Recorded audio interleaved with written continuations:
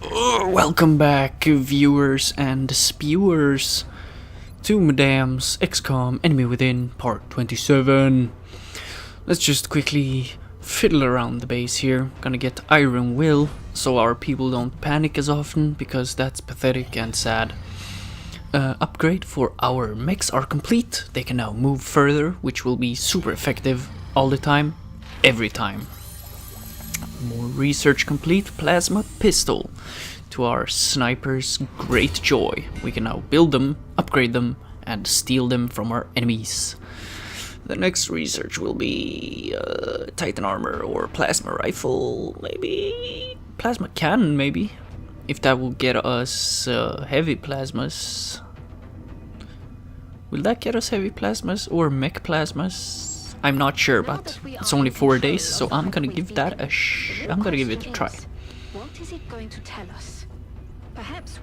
Yeah, what Valen says is we don't know what this thing does, so let's build it. So we're gonna see. It's gonna take a couple of days until it's ready for use. Received a priority 1 request from the council. Yes, and here we go, Furies, which is the third and final mission of Operation Progeny. Prodigy. That girl who was in the truck, she was like, "You have to help me save the others." We're gonna go save the others.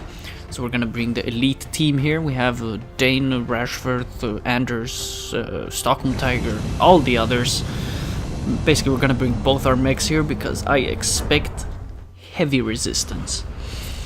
So we're touching down in this beautiful snowy landscape. And this mission is gonna be a hostage situation. It sounds more horrible than it actually is because our team is kick-ass like Donkey Kong. Strike One needs to approach that ship with caution. According to Annette, the remaining captives are being held in stasis, but the aliens can shut down life support functions at any moment. The system is controlled by a command console. If we can take it out, it'll give us a chance to bring those people home safe. Objective update. And that's what we wanna do. Our objectives is to save them, and not only do we complete the mission for doing so, we also get 3 operatives to join the XCOM base peoples. The aliens are onto you, Strike One. That sound is coming from the console. Get moving and find it before the aliens execute those captives. Alright, so just like the previous Progeny mission, we have turns until shit goes haywire. However, this time there are no valves for us to extend this time limit, so we have 12 turns. Give or take. 12 turns. Give or take, I mean, take it or leave it. So we have to complete the mission in 12 turns. We have to move through this, what is it, a supply barge class alien ship. So we're gonna spend some rash turns here. We're gonna run further than necessary. We're gonna use our mechs to draw attention so that our smaller infantry units can rush forward. Once we are in a relatively good position, we're gonna start taking things out, so we don't have to, you know, balance stress and combat, because we want to be sure that we can reach them in time and still take out the enemies. So I'm gonna do this. I'm gonna move forward fast and rashly. And, you know, I'm gonna let the mechs do the initial combat in the beginning, because as we saw, it's thin men, and we are pretty confident in taking them out by now. Even though they can crit super hard and have really high accuracy, they only have 4 HP, so they're pretty easy to kill. First thing that happens is, of course, that Anders takes a massive crit right in the armor and is in a critical condition already. You see, one does 9 damage, the other one does 2, so it's, you know, it's crazy out here. More thin men join the fray, which is super dangerous. Oh, you're so scared. So we're gonna see how we're gonna move here. Anders still has a couple of HP left, but it would be preferable to heal him, yes. That was a nice snipe right in the mouth from Rasmus Dane. Very nice, very nice. Rasmus is so good at murdering aliens. Let's see. That was a low percentage, but you know, Stockholm Tiger does what needs to be done. He gets the dust done, and he gets the dust done fast. Good and hard. Nice. So let's see if we put Anders close to this cover. Anders have earned a promotion also, by the way. Okay, I moved him forward so that our healer can stand by the cover and behind him and heal him. But that seems to have taken a turn for the worse. Because goddamn Thin Men. So I'm just gonna lob a grenade in here, blindly. Okay, we took one out. It's better than nothing. And we're gonna move Koch behind here. Koch. I don't know how to what's the real pronunciation of the name? I know all the pronunciations, but which one is right? Anyway, Anders is healed and he can take some more hits for the team. I wonder why everyone's focusing on Anders and not on Björn. Because Björn has full HP and he can totally take it. He can take it like a champ, that's what he can. Anyway, Anders has still his passive repair ability, which is always nice. So hopefully no one is in real danger this turn here. Depends on the criticals, of course. They're moving around the side. Thin Man there is smart and it goes right for Steffi instead of Bjorn there. They're not stupid, these guys, but this guy is stupid and he even misses. He's not only stupid, he's also bad at what he does. Alright, so we have 3 Thin Men here, but we are totally ready to take each and every one of them out.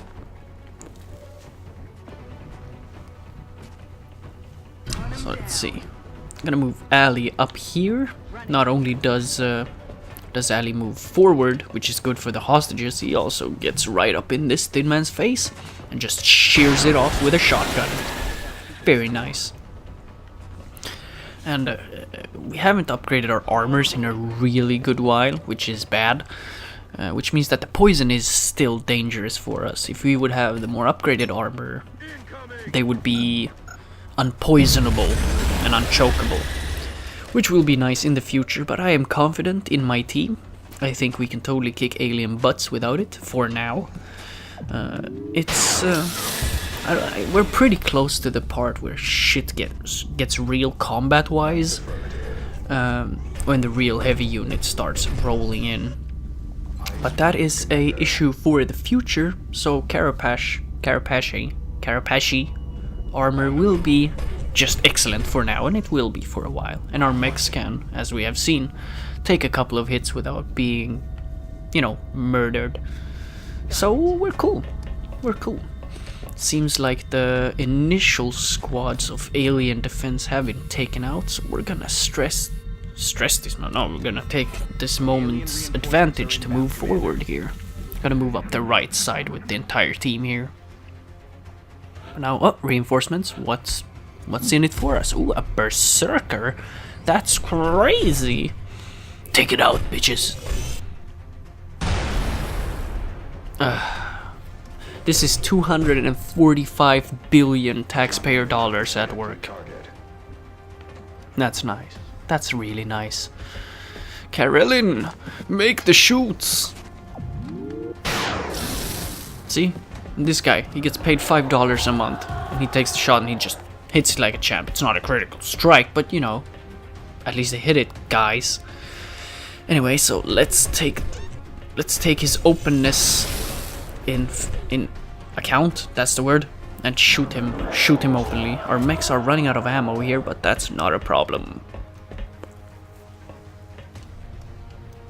I'm ready.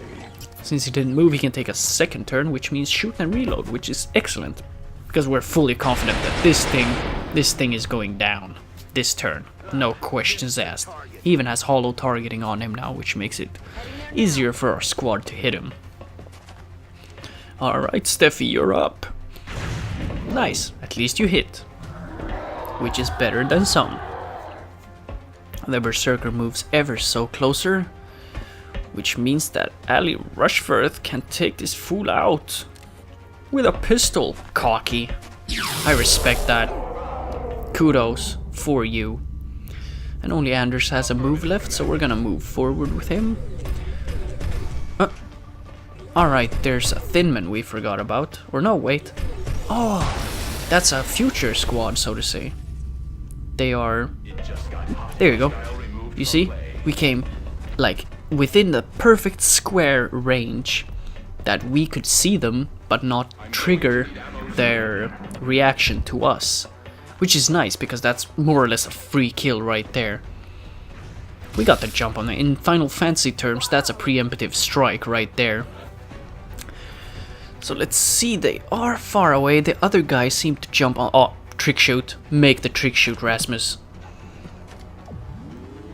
No, that's a trick shot right there. That's like around 15 corners at... What's that? 245 billion yards range? That's a master sniper right there. That was masterful. That's squad side at work for you right there. Yeah, right there. Totally. So there's one active Thin Man left. That's not so bad. It is a council mission. Let's take that in account. That's why we're even this quote-unquote far into the game. We're meeting these quote-unquote weak enemies. It's because it's a council mission. There's always Thin Men on council missions. That's pretty unavoidable. So this is going better than expected. If you encounter this mission earlier on, you can have some troubles. But I think this mission, the times I've played it, this mission always comes in a way that makes it easy, you know. You've gotten enough time to upgrade your shit and get your group together. Another berserker though, that's crazy. He's on the roof, so let's hope he doesn't get the drop on us from some other way. This area right here will probably be where he jumps down. Probably. I don't know. I'm not a seer.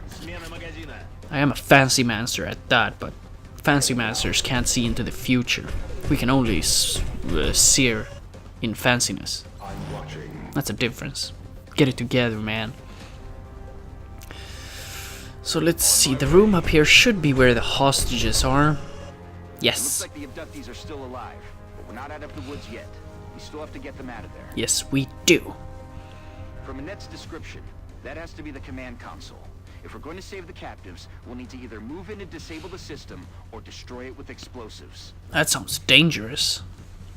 Alright, we have 7 turns to go. That is good. That is good enough time.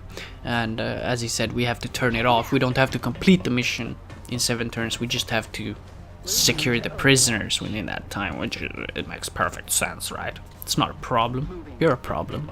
Your face is a problem. No, it's not. I'm sorry. Hi. Alright. So let's see. Moving forward here, we're actually bulking up here because we expect that berserker to jump down and try to F something up. So we're gonna get our team close and ready so we can assassinate, procrastinate the berserker as soon as he shows his stupid face. And he came exactly where we expected. And he was not close enough to get an attack in. So we're gonna F some S up here. Massively. With taxpayer dollars. Nice. Gonna move Ali up here. Or here. Because hopefully we'll get the flank. It's not the flank, but it is 100% chance to hit. So, you know, good enough. That's totally good enough. And he's gonna move and... Oh, the berserkers are so predictable. Shoot him. He starts moving towards the shoot who shot. And since Ali is the shooter, he got an extra shot off because, you know, close quarters specialist is the best tactic ever made. It totally destroys berserkers like nothing else. Berserkers could be a danger. They could, but they're not because we have Ali. Yoga. Rushbird. Nice. The music is silent, which is nice because that means we can be a little rash here and start running all over the place. But then I remember we did have the berserker here. I actually forgot about it. Took me 2 seconds to forget about it. Anyway, gonna see if yes, Patrik can make some shit happen. Wow, that hit did not look like it registered, but you know, it did, and it's actually the bane of berserkers, that power fist right there. kinetic strike, or power fist is what it's called, or rocket punch, or falcon punch. It depends on how your opinions on life is. But anyway, the Berserker's gone, the Thin Man gone, the music is calm, Rasmus Dane is still outside, covering the premises. Hopefully we will not have any Seekers attacking him, because then he will die instantly. But there's no Seekers here yet, anyway, what we can see. So it seems like we are safe to run up here. Works just like Meld, we run up. As long as we have a turn left, we can disarm it. There, Commander. We're reading zeros across the board on that device. Looks like you managed to stop the termination sequence. Nice. New objective received. Nice, that's a good thing. All we need to do now is secure the area and eliminate any remaining hostiles. Okay, so have we missed a hostile? Have we forgot about a hostile, or have they just not spawned yet? Let's find out. I do suspect it's on the roof. So, after some heartening of hearts, we're sending Patrik up there, right into the Overwatch trap of a single Thin Man. Oh, such danger. Patrik is so scared. And by scared, I mean ready to open fire. It's a flanking shot. And there's no question about it. Patrik wipes the alien. Against us on this one, and we still managed to pull through. The 3 remaining captives have been secured, and if we're lucky, we may just have found some new recruits for XCOM. That we have, Central, and Operation Black Druid, aka Furies, is complete. That's nice. Let's bring everyone home. Let's bring everyone home for some tea. And let's see what the damage is. Steffi got wounded pretty bad in the beginning, but pulled through, and Patrik is now a colonel. So we're gonna give him a reactive targeting sensor, so if they shoot him, he will get an overwatch. Which is very nice. It's very nice indeed. Got some loot, some money.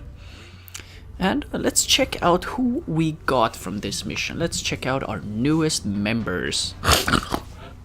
First off is Daniel Goalie Krovax. He is a veteran combat sniper, which means that he can move, and then after he moved, go into Overwatch or shoot at the same turn. But he does not have squad sight. Very excellent, very manly.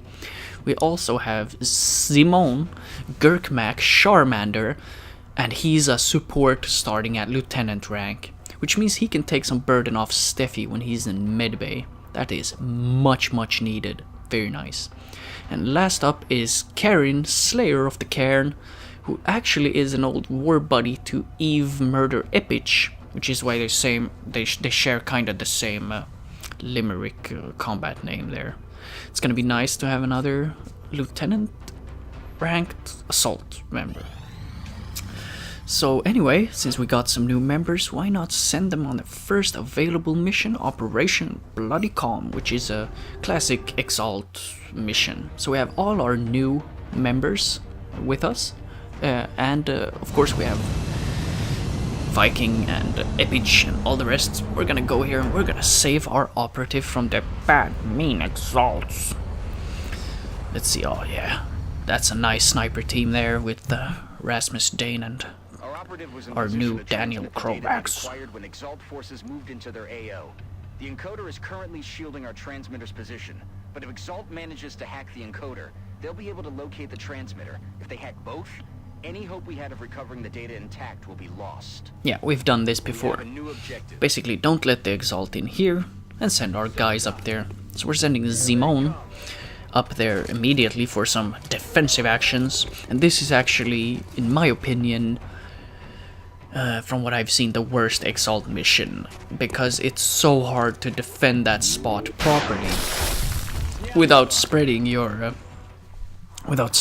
units too thin. So let's see how this goes. My primary tactic for this is usually send everyone up in a single group right up there and just hunker down, become like a Spartan phalanx failing unit. Yeah, anyway, the Exalt have a nice drop on us. They came in there really early. I did not know they could actually climb. Of course I knew, but it took me by surprise at the moment of recording.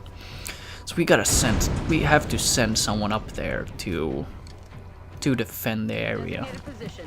So let's see, we're sending our units up as much as we can.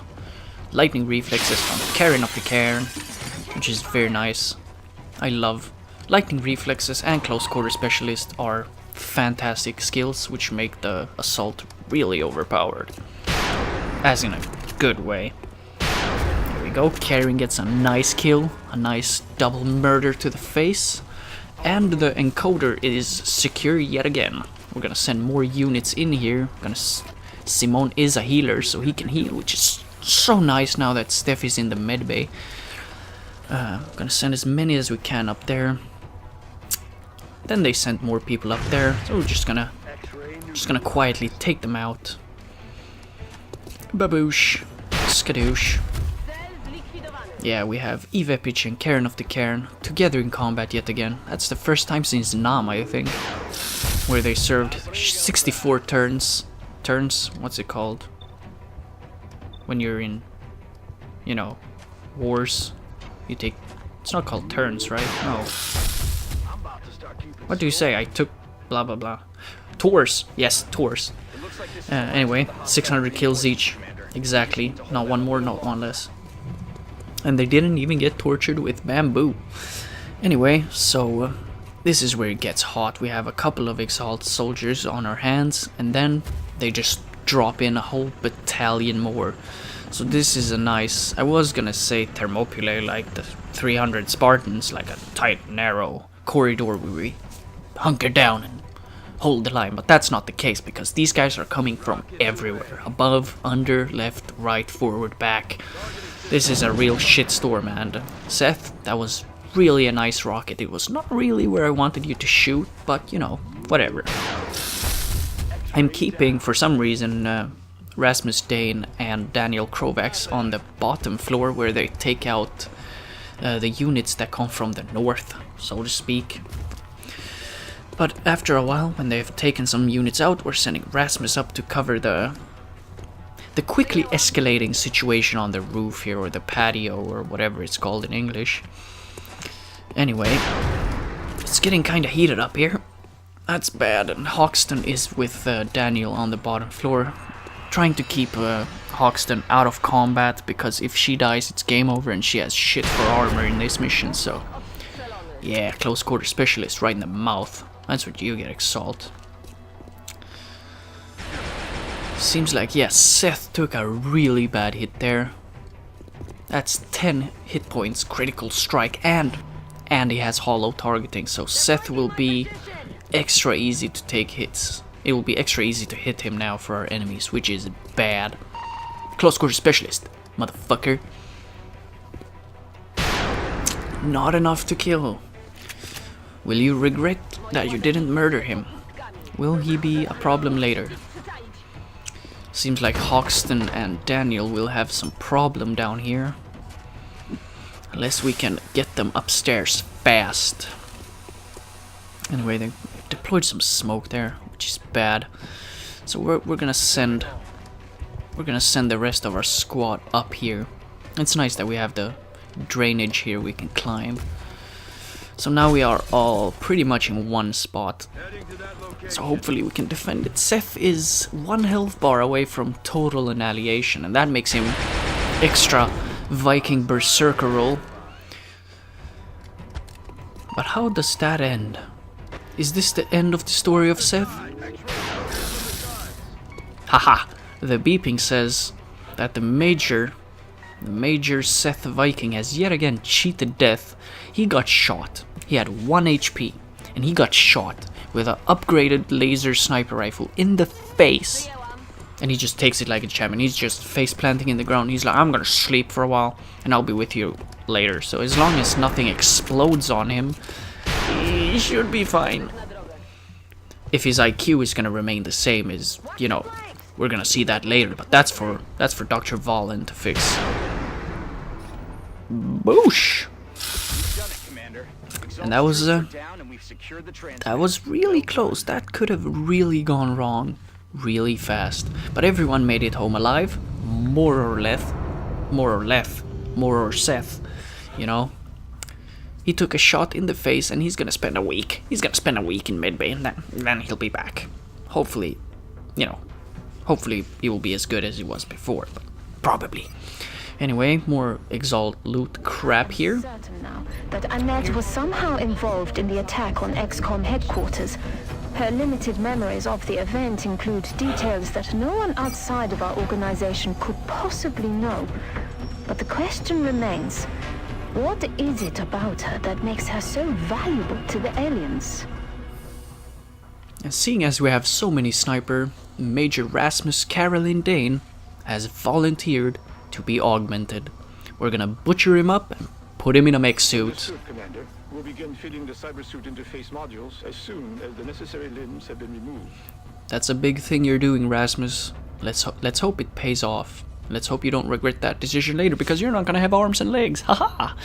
Anyway, thanks for watching this episode, and I will see all of you, exactly all of you, later.